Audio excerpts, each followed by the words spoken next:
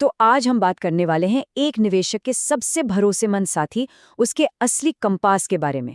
हम एक ऐसा सिंपल फिल्टर देखेंगे जिससे अच्छी क्वालिटी वाले स्टॉक्स को आसानी से ढूंढा जा सकता है। अच्छा, जब कोई भी इन्वेस्टिंग की दुनिया में आता है तो सबसे पहले क्या होता है? सैकड़ों फाइनेंशियल टर्म्स, मैट्रिक्स, रेशियोज, मतलब देखकर ही सिर चकरा जाता है। समझ ही नहीं आता कि भाई शुरू कहाँ से करें। और होता क्या है, ज्यादातर लोगों को एक ही सलाह मिलती है, अरे उन कंपनियों में पैसा लगाओ जिनका प्रॉफिट, जिनकी कमाई तेजी से बढ़ रही है। पर मजे की बात यह है कि यही सलाह आपको गलत रास्ते पर ले जा सकती है। जी हाँ, सिर्फ प्रॉफिट ग्रोथ पर ध्यान देना एक बहुत बड़ी गलती साबित हो सकता है। तो चलिए सबसे पहले इसी को समझते हैं कि ये प्रॉफिट और सेल्स के आंकड़े जो इतने पॉपुलर हैं, वो असल में एक जाल कैसे हो सकते हैं। अब देखिए, कंपनियां ये बात अच्छी तरह जानती हैं कि नए निवेशक सबसे पहले प्रॉफिट ही देखते हैं, इसलिए इन नंबरों को बढ़ा चढ़ाकर दिखाना कोई बड़ी बात नहीं है। बड़ा प्रॉफिट दिख तो रहा है, पर क्या कंपनी के हाथ में सच में कैश आ रहा है? कोई गारंटी नहीं। कई बार तो ये ग्रोथ भारी भरकम कर्ज लेकर दिखाई जाती है, जो कि आगे चलकर बहुत खतरनाक हो सकता है। तो फिर सवाल ये है कि अगर हम प्रॉफिट के आंकड़ों पर आंख बंद करके भरोसा नहीं कर सकते, तो फिर किसी कंपनी की असली क्वालिटी परखने के लिए हमें देखना क्या चाहिए? प्राथमिकता किस चीज को देनी चाहिए? और इसका जवाब है रिटर्न ऑन इक्विटी, यानी ROE। यही वो मीट्रिक है, वो सच्चा कंपास है जो हमें बताता है कि कोई कंपनी अपने शेयर होल्डर्स के लगाए हुए पैसे का कितना अच्छा इस्तेमाल कर रही है। चलिए इसको एक बहुत ही आसान से उदाहरण से समझते हैं। सोचिए, दो रेस्टोरेंट्स हैं। रेस्टोरेंट ए में 100 रुपये लगाकर 30 रुपये का प्रॉफिट होता है और रेस्टोरेंट बी में 1000 रुपये लगाकर 200 रुपये का प्रॉफिट होता है। अब आप बताइए, कौन सा बिजनेस बेहतर है? देखने में तो रेस्टोरेंट बी ज्यादा कमा रहा है ना? लेकिन असली कहानी कुछ और है। रेस्टोरेंट ए अपनी पूंजी पर 30% का रिटर्न दे रहा है, जबकि रेस्टोरेंट बी सिर्फ 20% का। मतलब रेस्टोरेंट ए अपने पैसे का इस्तेमाल कहीं ज्यादा समझदारी से कर रहा है। और बस यही है ROE का कमाल। ये सीधा सीधा ये बताता है कि कंपनी मैनेजमेंट शेयर होल्डर्स के हर एक रुपए से कितना मुनाफा पैदा कर रहा है। ये मैनेजमेंट की काबिलियत का असली पैमाना है। तो यहाँ से टेक अवे बहुत सिंपल है, जितना ज्यादा ROE उतना बेहतर। एक अच्छा बेंचमार्क ये है कि उन कंपनियों पर नजर रखी जाए जिनका ROE लगातार साल दर साल 20% से ज्यादा हो। अब ROE तो समझ आ गया, पर ये इतना जरूरी क्यों है?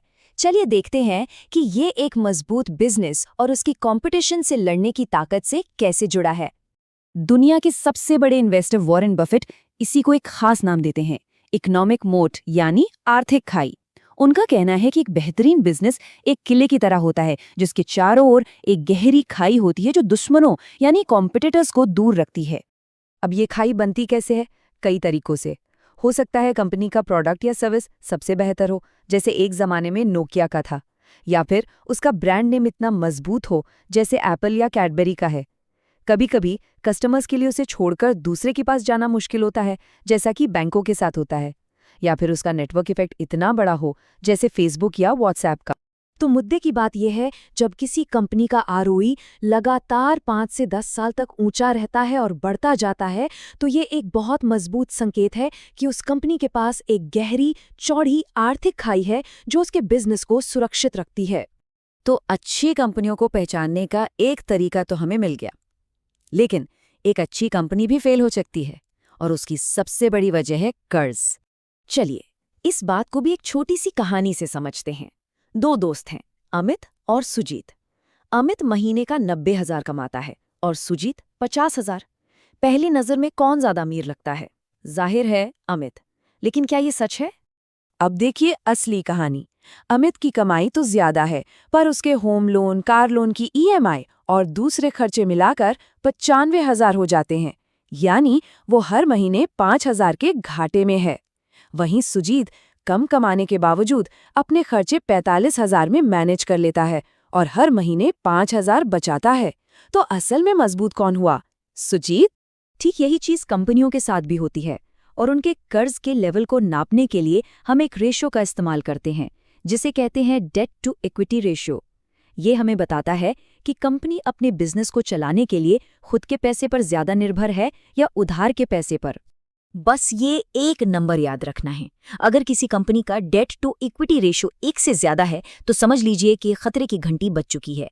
इसका मतलब है कि कंपनी ने अपनी हैसियत से ज्यादा कर्ज ले रखा है। और देखिए, ये सिर्फ कहने की बात नहीं है, आंकड़े भी यही बताते हैं। जुलाई 2014 के इन आंकड़ों को देखिए। जिन कंपनियों पर भारी कर्ज था, उन्होंने इन्वेस्टर्स का पैसा डुबो दिया, जबकि उसी दौरान सेंसेक्स ने 36% का पॉजिटिव रिटर्न दिया था। तो ज्यादा कर्ज अक्सर वेल्थ को खत्म कर देता है। तो चलिए इन सारी बातों को मिलाकर एक सिंपल सा 2 स्टेप का फिल्टर बनाते हैं जिससे कोई भी अच्छी कंपनियों को पहचान सके। तो ये रहा आपका 2 स्टेप क्वालिटी चेक। स्टेप 1, किला खोजें। मतलब ऐसी कंपनी ढूंढिए जिसका ROE 20% से ज्यादा हो और लगातार बढ़ रहा हो। और स्टेप 2, खाई की जांच करें। मतलब ये पक्का कर लें कि उसका डेट टू इक्विटी रेशियो 1 से कम हो। इन 2 सिंपल पैमानों से मार्केट के शोर शराबे को दूर किया जा सकता है और उन बिजनेसेस पर फोकस किया जा सकता है जो असल में मजबूत हैं। तो अब ये कंपास आपके हाथ में है। अब देखना यह है कि आप कौन-कौन से मजबूत बिजनेस के किले ढूंढ निकालते हैं।